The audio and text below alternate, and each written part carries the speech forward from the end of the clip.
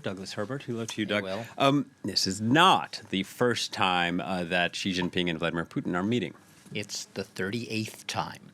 The 38th time in a little less than a decade, since 2013 to be precise. These are two leaders who more and more are finding solace in each other's very much coinciding worldviews, coinciding approaches, especially and opinions of what they see as the West's sham model of democracy. These are two leaders, two autocratic, authoritarian leaders, let's not, mince words here, coming together in a show of unity against that Western model, a model for which they show nothing but contempt. It's a model, as they see it, that purports to defend individual human rights, self-expression, gender rights, gender equality, women's rights. All of this, in their view, like I said, is the false model of democracy. And what they're really trying to do is put forward an alternative model, one that flies in the face of everything you may have learned about multilateralism, diversity of approaches, diversity of voices.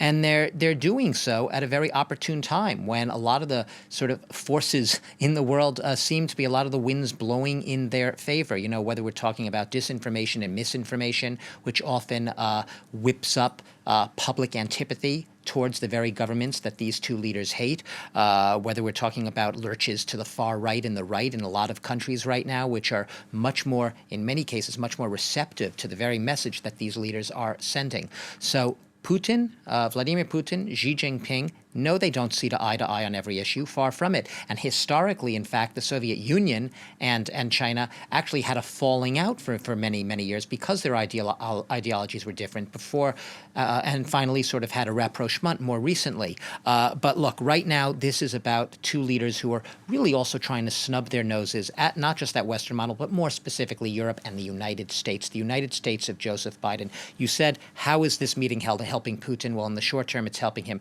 shore up, perhaps bolster his ties to the emerging superpower in the world, China, at a time when Biden is trying to ostracize Putin, essentially punish him for what the West sees as blatant Russian aggression along its former sphere of influence. Yeah, and moments ago, Britain's government said it has high confidence that Russia is seeking to engineer a pretext for Ukrainian invasion, citing U.S. intelligence that we heard earlier this week. Right.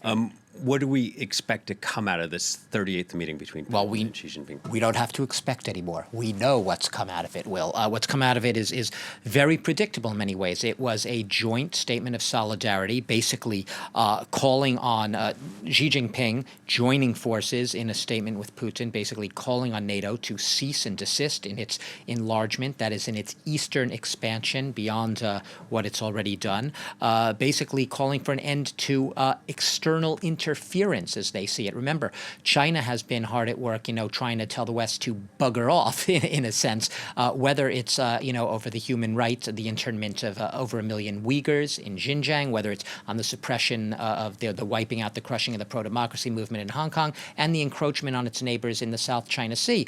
He's been doing that in parallel with Putin, trying to reassert the Soviet-era dominance over its sphere of influence in countries from Kazakhstan to Belarus to Armenia to you name it, the list goes on. So that's where they're coming together. They're also, namely, there was one sort of darker part of this statement where they basically call for, trying to thwart what they see as color revolutions.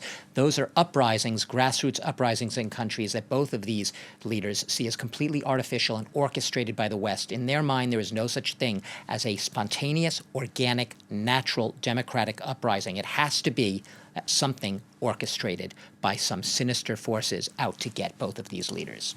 All right. Thank you very much, Doug. Douglas Herbert, our international affairs commentator.